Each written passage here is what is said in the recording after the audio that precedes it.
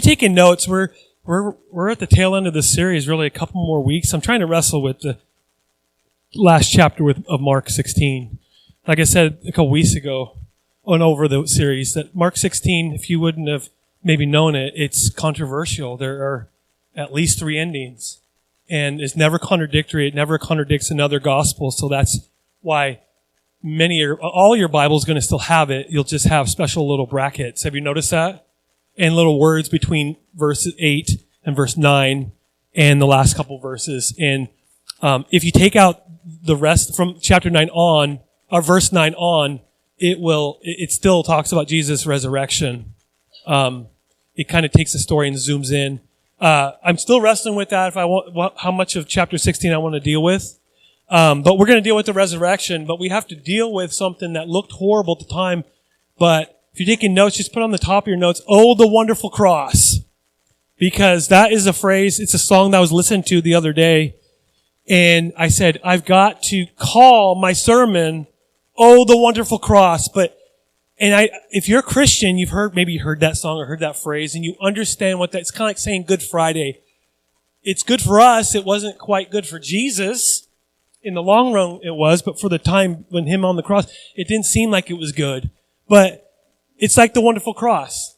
When you look at the cross, it's a torture device. It's strange to have it on the wall. It'd be like having a noose up there. It'd be like having the electric chair up there. It'd be like having a needle where one of those people, like if you just lay down and take a needle and then you fall asleep forever. I mean, it's a torture device. But the representation, what that means, changes everything. And so what I want to do is I want to share with you a story of one of the stories that have changed my life since I've been first a Christian. And you'll recognize the story, a guy named Jim Elliot and other missionaries. I'm challenged by the story in multiple ways because not only did these missionaries were willing to go to unreached people group, I mean, most Christians I know aren't willing to go talk to their neighbors about Christ, let alone some stranger. I have a few groups of people that still show up at my door and knock on doors and want to talk. Okay, you might know a few groups that do that still. Okay? And I gotta honor those groups of people because I oftentimes don't want to leave the comfort of my home to go talk to people about Christ. But Jim Elliot and 4 other men, in 1956, they went into Ecuador and they reached an unreached people group, the Auca Indian tribe. And I've seen the movie. I mean, there's a movie called End of the Spear. It's a great movie. It's pretty horrific and it's challenging because not only what they were willing to go through for the gospel, because they flew their plane and this tribe had no idea what it was. It's a yellow bee of some sort, right? It's a yellow striped, flying thing. If you've never thought of a plane, what do you expect it to be? It's some kind of creature. And so when the missionaries came out, they thought they were threatened, so they killed them, speared them to death, all 5 of them. And I was challenged not only by that story, but I was even more challenged by the reaction of their spouses. Elizabeth Elliot, specifically, that's going to be good on my YouTube channel, specifically Elizabeth Elliot's reaction. Now, was she hurt? Of course. If you're a missionary and you go to an unreached people group, you know the risks you're going to take. You might be martyred for your faith. In fact, you read the Bible, in the New Testament, 11 out of 12 of the disciples were martyred. They were killed for what they believed in.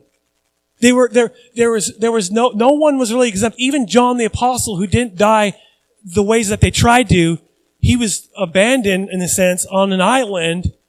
And so nobody was exempt from suffering. And sometimes Christians, including myself, we look at our headaches and we think that's suffering. And it is. But compared to Jim Elliot, who is at the end of the spear, dead. Now, fast forward the story from 1956, for a year or 2 later, the wives go back to this same place. How many of us would be willing to do that? I'd be afraid. And I'd be like, you know what? If God forbid, if it was my wife that died over somewhere else, I would be like, you know what? Those people killed her. Now I can never see her again until eternity. Which it says in the Bible that we're not going to be married, but you know what I mean. You know, you're going to be like, hi, I'm going to be like that and go to Jesus. But she goes back to the tribe, reaches the tribe. Many of the tribe get saved with the gospel. Even to this day, the Aka Indian tribe, they are a group of people who are loving Christians, but you wouldn't think that back in 1956. Now, why do I share this when it comes to the wonderful cross? Well, the cross and what Jesus did on the cross can so inspire and so change and so direct someone that they have to, in their heart, forgive the unforgivable. To see someone in the light, in the eyes of Jesus, to see a horrible, this sounds weird, I'm not trying to be horrible here, but they see a group of people who, in my eyes, if you kill my spouse, they're a horrible group of people. I don't want to be with them. That's if I'm thinking like a human for a minute. Okay? Some of you guys are too Christian. You're like, no, I'd go there in an instant. No, I'd wrestle with that.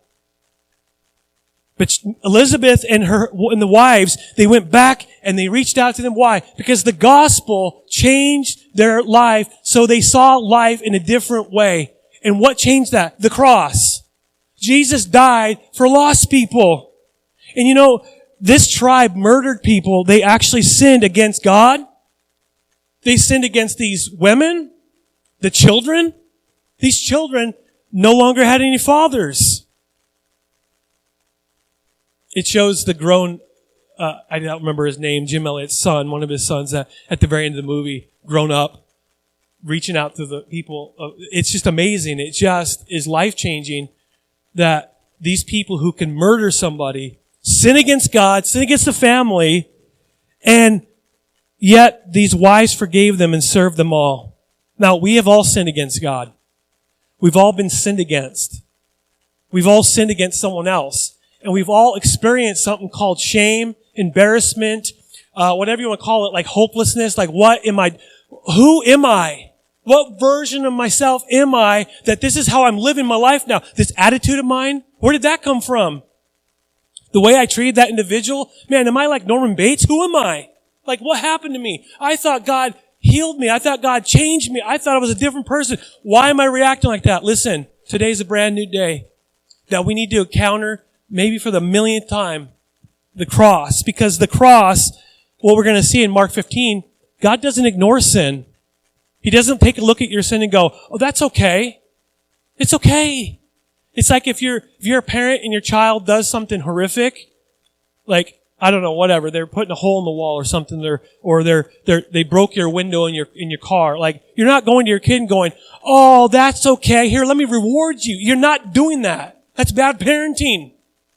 And a judge, who God is a judge, cannot look if he's coming from his throne and he's saying, oh, that's okay. I'll just turn a blind eye and wink at it. That's not a good judge. What do you do if that's a judge that does that? You throw him out, right? Or her out. They're bad judges. So what God had to do, instead of putting and heaping the penalty on you, he had to figure out something. And he didn't have to think long because he's already planned it from even the book of Genesis.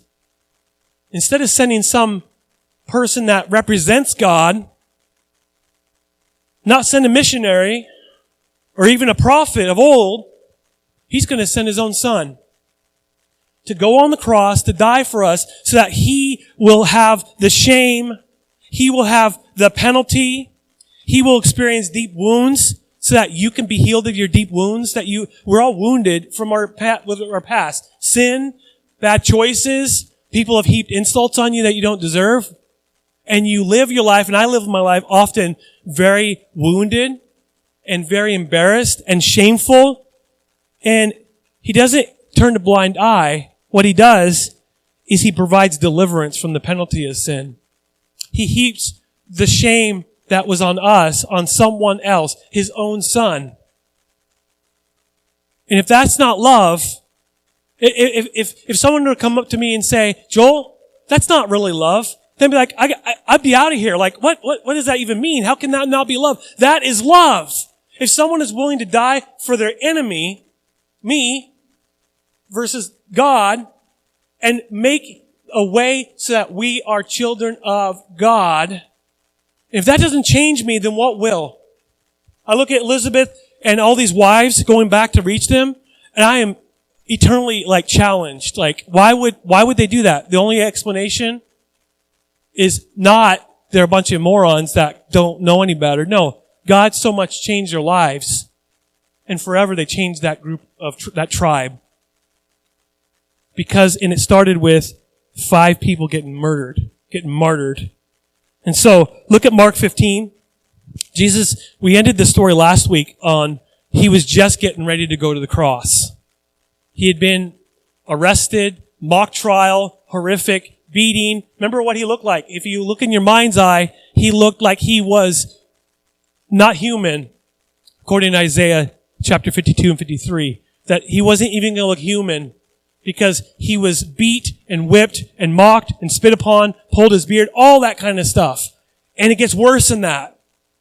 You wouldn't know it because of Mark 15 because it's so minimalized. Okay? Mark 15, verse 21 to 32, it says this. A certain man from Cyrene, Simon, the father of Alexander and Rufus, and if you know your New Testaments, there's 2 people that will be mentioned later on in Paul's letters. That's why they would mention that. Oh, those people. Okay, I know who that is. The father of Alexander and Rufus, he was passing by on his way from the country, and they forced him to carry the cross. They brought Jesus to the place called Golgotha, which means the place of the skull, which you can Google it even today and find a place that looks like a skull. It's pretty amazing. Okay? Then they offered Jesus wine mixed with myrrh, but he did not take it. That would have helped him ease some of the pain. That'd be like having a headache and giving some Tylenol. No, thank you. I'll just hurt. Okay? But he did not take it. And they crucified him. There's your detail about the crucifixion. And they crucified him. Wow. A lot more happened than that.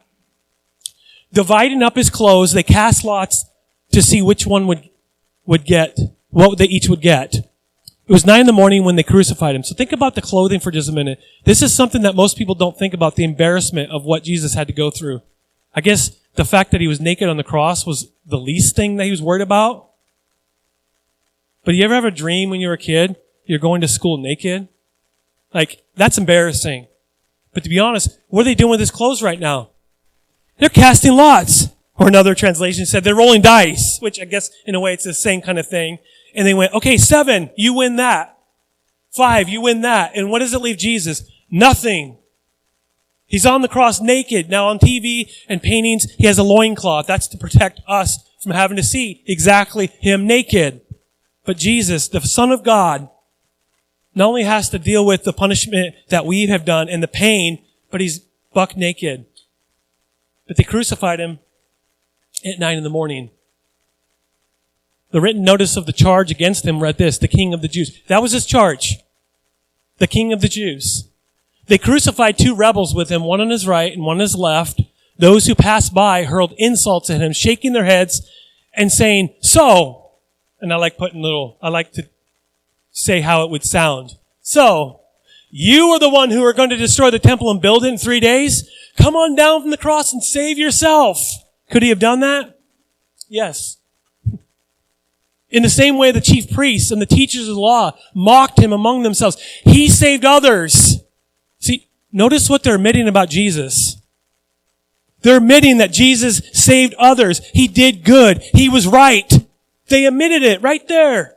Right? I read that this week going, wait, they actually just admitted that he could save. But he can't save himself. Let this Messiah, this King of Israel, let him come down now and from the cross, and then we may see and believe. Ooh, that'd be tempting for Jesus, wouldn't it? Ooh. If I could just see, Lord, a little bit, I would believe. Just give me a glimpse, and I'll believe in you, God. Just go, nope.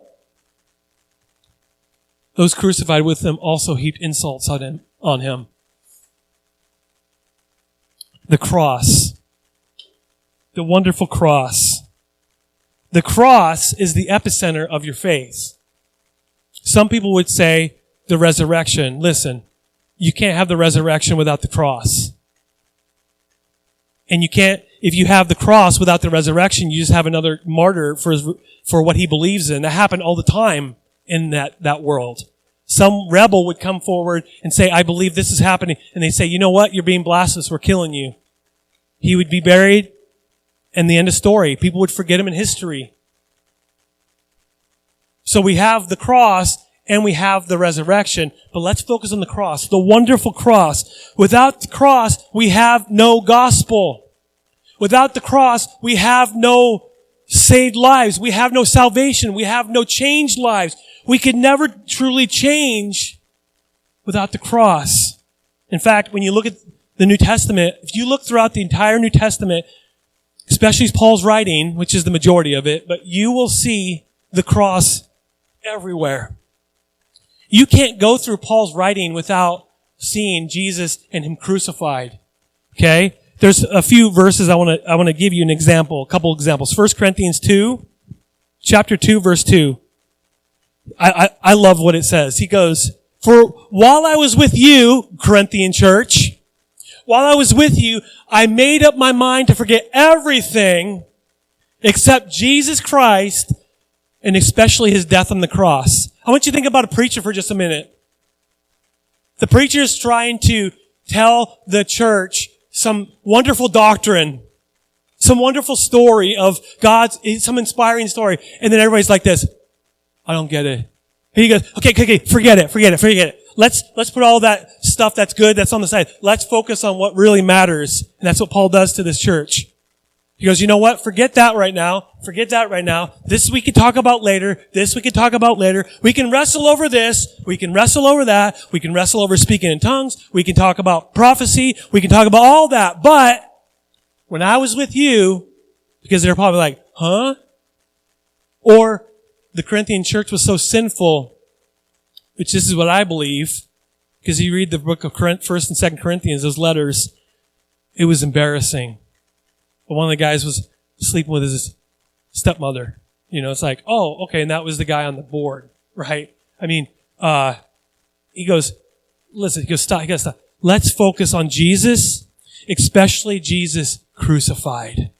Because that is what, to Paul, was the epicenter. That was the main thing. You pull that out, you just got some guy who did some good teaching.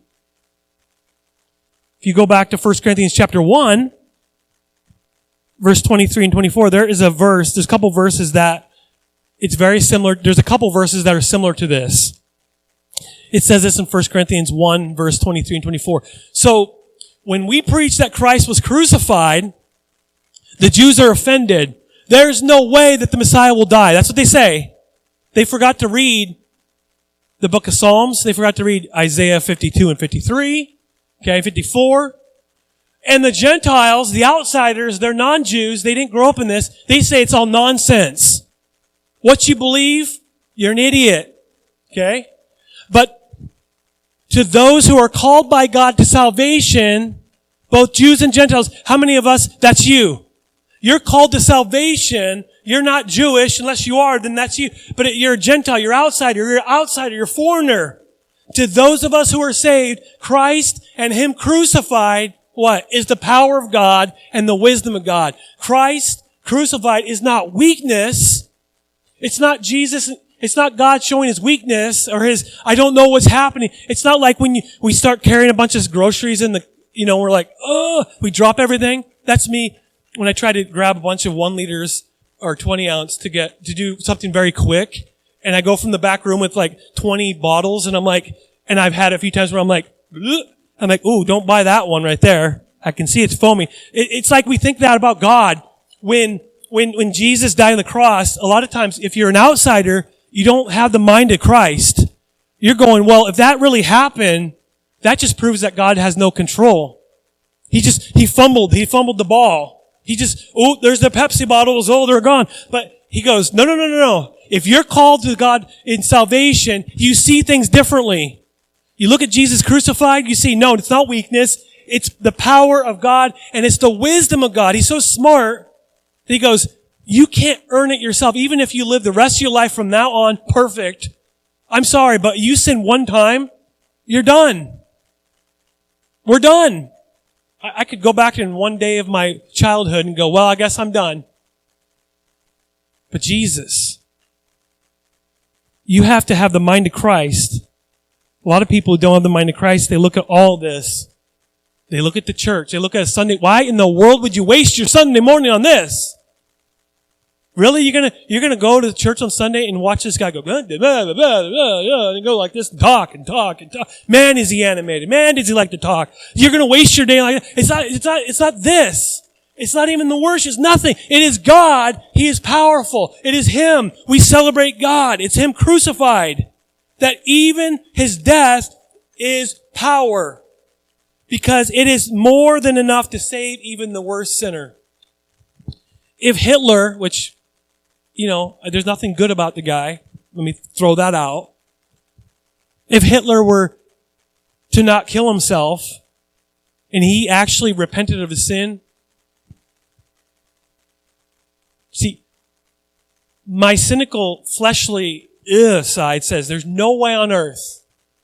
Well, if that's true, then Christ's death on the cross is weak. You can only save some. You can only save those of us who are kind of good. See, how many of us, you don't have to raise your hand, how many of us who are kind of good? Right? We're not perfect, but, we do have good days. I'm not like Hitler. I'm not Ted Bundy. Okay? Those people, they deserve hell. I don't really so we start making excuses why we don't need, I wouldn't go to hell. It's not that bad. Listen, He died for the worst of sinners, and that's because the cross is powerful enough to even satisfy the wrath of God to the worst of sinners. Okay? Even the worst of sinners. Hebrews chapter 12, verse 1 through 3. Hebrews 12, 1 through 3 says, let us run with perseverance. I love this. Just hold on for a minute. I love this, especially at the very end. Let us run with perseverance the race marked out for us. What do we need to do? We need to fix our eyes on Jesus, the pioneer, the author, the perfecter of our faith. Here it is. For the joy set before Jesus, He endured the cross. He scorned its shame. Pause. What does that mean? Let's say it how it really is. He had joy set before Him. He had joy even through it. He had joy beyond the cross. He could see beyond the pain and the suffering and the insults and the plucked beard and the crown of thorns. He could see through all that. Why? Because He saw the end results. That's why we cannot lose heart. That's why we can go through life fixing our eyes on Jesus and we can run with perseverance. Why? Because if we're like Jesus, we can see joy at the end. We might be miserable in the middle. No. Christians say. No. Jesus says there's joy all the way through the journey. Sometimes the journey is hard. Sometimes we suffer. But we go through it and we don't say, God, you've abandoned me. God, you've let me go. No, we go through it just because Jesus went through that. He endured the cross. He scorned its shame. What's the word? What? The shame. And then He sat down at the right hand of the throne of God. Listen to this. I wasn't going to add this verse, but consider Him. Who's Him? Jesus. Just consider Him. Who endured such opposition from sinners. Keep your mind fixed on Christ so that you will not grow weary and lose heart. How in the world can you not grow weary and lose heart? You consider what Jesus went through. And if He can go through it, you want to know something? Jesus is God, yes. But was He man? Was He flesh? Yes, He was. Not a trick question. You cut Him open, He bled. He's human. He was born. He came out of His mother's womb. Okay?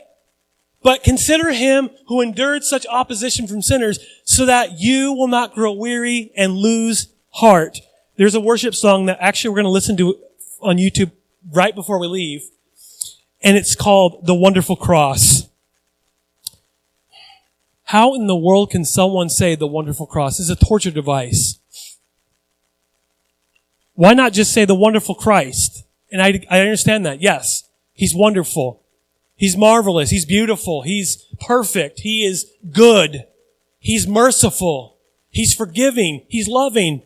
But look at the cross. There's a couple reasons why I think we can say the wonderful cross. The wonderful cross, number one, the cross shows the depth of Christ's love for you. If you take out the cross, if you take away Jesus, if you take away that story, what do you have? I think that we can go, you know what? We have a God who is a judge, and I'm stuck. I'm up a creek without a paddle. I am done for. I am stuck. God is going to be, He's judging me. I'm going to go to hell. Why do I say that? Because we believe that. Without this forgiveness of sin, we are separated from God forever. And God's not happy about it. He's horrified by it. He was so horrified that He's willing to send His own Son to die for us. Why? Because the cross, at the end of the day, and at the end of our life, and as we go into eternity, we're always going to remember that the cross actually shows the depth of Christ's love for you. You can look all you want at this world, how bad it is. You can look at your financial statement and go, oh man, I have more month at the end of my paycheck. Or I'm just dealing with this pain. I'm dealing with it. You can look at all that and that's fine. It's a human condition. We all do that. Oh, God, don't you care about this need? Don't you care about that need? Obviously, you don't really love me. We start having these little conversations with ourselves. But the reality is, if you consider the cross, you consider Christ, it shows us the depth, how deep His love really is for us, how wide His love is for us. He took the sin against Himself. He took the shame. He took the punishment. He took the embarrassment. So I want you to see the scene in Mark 14 and 15 for just a moment. Just be reminded of the scene here. If you've been paying attention, you know the story already. It's happening at 9 o'clock. He actually is crucified at 9 a.m. Just last night, during dinner time, He's having a wonderful meal, what we call the Last Supper. During that time, we know that He has His 12 disciples sitting there. One of them, Judas Iscariot, who, by the way, I've said this a lot, but I want to say it again, he's a close friend of His. He's not an enemy of Christ. He's not. He's a friend of Christ. He spent 3 years with the guy. He saw everything with him. He goes, you're going to betray me. He leaves. Then they get up from the meal. Then they go out into the Garden of Gethsemane. The disciples, the rest of them fall asleep when they should be praying. And then He sees the torches, the light. He sees Judas. He sees the rest of them, this gang of people. And Judas goes up and kisses him on the cheek. And then they grab him. Then what do the rest of them do? Scatter. Then they take Jesus up to this place, and He's standing there before this person. And right down in the courtyard, right below, is Peter warming his hands by the fire. And this girl says, hey, I know who you are. You have that Galilean accent. It's like if someone had a Maine accent, I would recognize it from a mile away. Right? You're Galilean. No, I don't know the man. And He doesn't just say it once, not twice, but thrice. That sounds smarter than 3 times. 3 times He denies Jesus, His close friend. And by the way, Peter was one of the inner 3. Jesus He's friends of all. He had over 500 people that were following Christ at one time. Then He has 12 people who are closer to Him. Then, even zoom in, He has Peter, James, and John, who are His inner circle. The one that's closest to Him says, I don't even know the man. Gone. Then, He goes to this cross. Jesus felt betrayed. He felt abandoned. He knew isolation. If you've experienced any of that, the expert on that is Jesus. Who better to talk to when you feel betrayed by a close friend, supposed close friend? Who else to go to when you feel abandoned? Who else when you feel like, if you maybe don't say it out loud like some people, but you feel inside your heart that God the Father has abandoned you. Because someone told you a long time ago that if you're a Christian, Christians don't deal with that, they don't deal with that, they don't deal with that, they don't deal with that. If you're dealing with that, I'm sorry. Obviously, something's wrong. And you go, well, I'm trying, Lord. Obviously, you've abandoned me. We make lies. He has never abandoned us. But if you feel like God's abandoning you, talk to Jesus. He was on the cross. What did he say from the cross? Why have you forsaken me, God? See, when it comes to the cross, there's a huge amount of pain. But Mark doesn't emphasize the pain of the cross, does he? Verse 25 simply said, and he was crucified. That's the story of the crucifixion right there in Mark. I mean, I want to talk to this guy, Mark. I mean, we have the rest of him. Like, what's your problem? He'd go, I wrote it for people like you, Joel, because you can read it really quick. Okay, thank you. But actually, what Mark focuses on, his attention on throughout 14 and 15, is the mockery of it all. The shame that Jesus experienced. Not exactly the pain, but the shame that was put upon him. The insults, the mockery, the fake worship. Notice that last week we talked about that. People were bowing down in fake mock worship to him. Oh, we worship you, Almighty God. Oh, you're God. Mocking him, spitting upon him. That's what Mark focuses on. In fact, in the story, Jesus is paraded in public with a crowd watching. From where he was tried to where he's crucified, 324 yards, give or take a few yards. 3.25 football fields he had to walk in a parade. We went to a parade at barbecue days. When Hayden was little, we were younger. I was a little bit less. We used to go down the parade with the kids, with the after school program. Remember that? We would parade them and we're like waving and stuff like that. It was fun. But imagine Jesus being a whole parade. And this guy grabbed that cross and you walk it for him.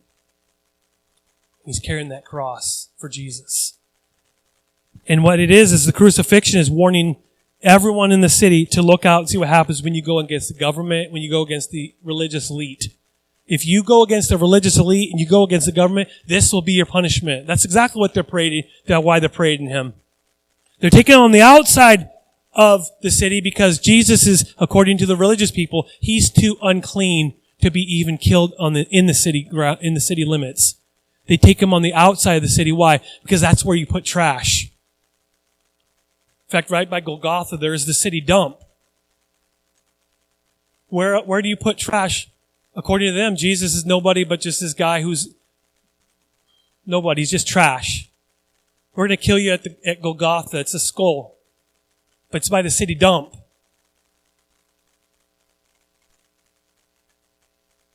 See, they nailed this charge on the cross, King of the Jews. They strip him of his clothes. They cast lots to give away his clothing to the people. If you look at Psalm 22, written 1,000 years before, look at a couple verses here. This is written by King David, and I don't think the King David knew exactly what he's writing. I don't. Did you know that in the Psalms there's prophecy? There's actually prophecy in Psalms. Okay? It's all symbolic. No, it's prophecy of some future person. Look at Psalm 22. Verse 16 through 18 says, my enemies surrounded me like a pack of dogs. An evil gang closes in on me. They have pierced my hands and feet. I can count all my bones. My enemies stare at me and gloat. They divide my clothes among them, and they cast lots for my garment. Listen, it's interesting because if you read this historically in the time frame, they actually talked about crucifixion before it was even invented. A couple hundred years, actually. They have no idea. David has no idea what he's writing about piercing the hands and feet. He has no idea. He may not even he may not even know he's talking about the Messiah. I don't know. Verse 7 and 8, if you go back a few verses in Psalm 22. Everyone who sees me mocks me. They sneer and they shake their head saying, is this the one who relies on the Lord? Then let the Lord save him. If the Lord loves him so much, let the Lord rescue him. If you read Psalm 22, you see this. You see a picture 1,000 years before Jesus was crucified, that he's going to be mocked. They're going to say, oh, you can't, how come the Lord's not saving you? How come you're not getting down from the cross? It predicted it, prophesied it. And Jesus went through all of that for us. They're mocking from the ground to the cross. They're mocking the one who can save them. I thought about that this week. The very one that saved them, that could save them if they would realize it, they're mocking. I want to be very careful. I don't want to offend anybody or myself. I really don't. Like, in my life, do I make a mockery of the cross just by the way that I respond to things? Because he died for me. He died for me. He made me right with God the Father. He made me right with him. And sometimes I just go, whatever, I'll just do my own thing. Really? My question is a simple one, but it's challenging. Does God, and I've been saying it for the last however many weeks, does God deserve our all? Is he worthy of all of our praise? And if we can say no, if we live our life saying basically no by the way that we live, and or the way that we live, you know what it says? It says that, God, you're not worth it. So, in some ways, I mock Christ, in a way, in the cross, by the way that I live. I need to, and I've done this all week, every day going, Lord, help me. Maybe I'll do this the rest of my life every day. Lord, help me to keep my eyes fixed on Jesus, because he's taken us somewhere where only he can take us. If I'm left to my own devices, I'm going to get lost. Okay? So, the cross shows the depth of Christ's love for you. Number 2, the cross shows us that God wants to replace your shame with glory. The cross shows us that God wants to replace your shame, the stuff that you heap on yourself and you have done yourself, and the devil reminds you of, and he says, oh, remember that time? And you have no shame. You have nothing from God to you. He took upon himself, and there's some days that you wake up and go, oh, remember that time? Remember that time, Joel? Remember that weekend? Remember how you treated your spouse? Remember how you treated your good friend? Remember how you treated your boss? Remember how you treated your employee? Remember how you treated that teacher when you were a kid? Remember that time that you threw a rock at someone's house and broke them and lied about it? Remember that? Oh, I don't remember that. See, there's certain things that come back, creeping in your life, and what happens? You can still, as a Christian, walk in shame. Who's the one that brings it up? The devil.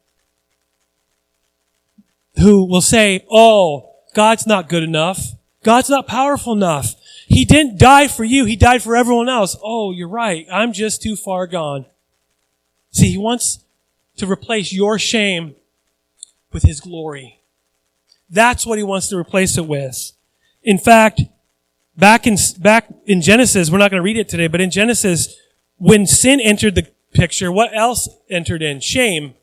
How do I know that? Well, Adam and Eve, not only did they make garments for themselves, because they're like embarrassed and shameful. Oh, you can't see me naked, even though it's just you, Eve, right? It's just me and you. I mean, who else is there here, right? But then they also hide from God, as if you could hide from God. Because they were shameful. No longer, Jesus saying on the cross, no longer do you have to be hidden in shame. No longer you have to hide from God. No, you no longer have to cover yourselves. Jesus has covered over for you. You can go to God with boldness. In fact, Isaiah 54, we read a couple verses from Isaiah last week, but I love this. This is getting very poetical in a sense in Isaiah 54. But Isaiah 54, verse 1 and 3, it talks about, because if you read it, you're like, well, huh? It's talking about people who are far from God and the hope that they have. They're far from God, but they have hope in the future. Okay? Sing, barren woman, you who never bore a child. Burst into song. Shout for joy, you who never labor, because more are the children of the desolate woman than of her who has a husband, says the Lord. Okay? It's an image, a picture of someone that has no hope.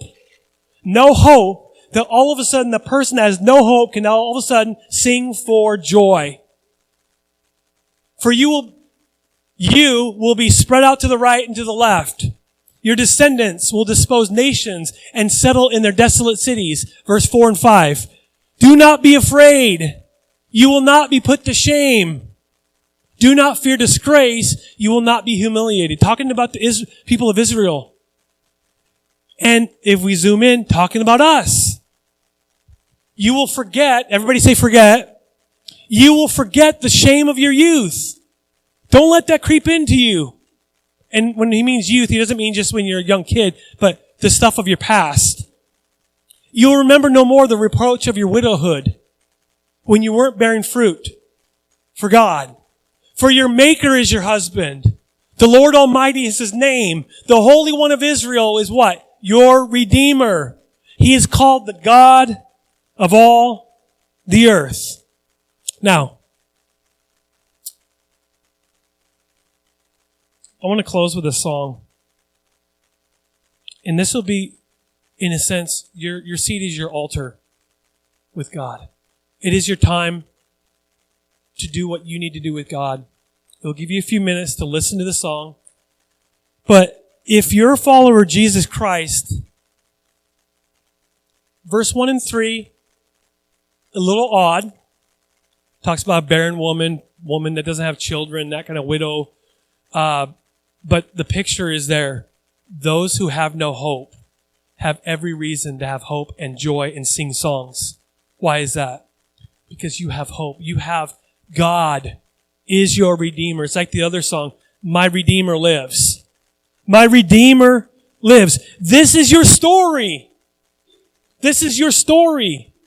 Right? God wants to replace the shame of your past with present and future glory. And you haven't seen all of it yet. But someday, we're going to experience the glory of God 100% because of what Christ did on the cross. Now we're going to play a song, and then at the very end, I'll just pray and we'll be done. But I want you to pay attention and listen to this. And just, even more important than that, just have alone time with God. Have your altar right here, okay?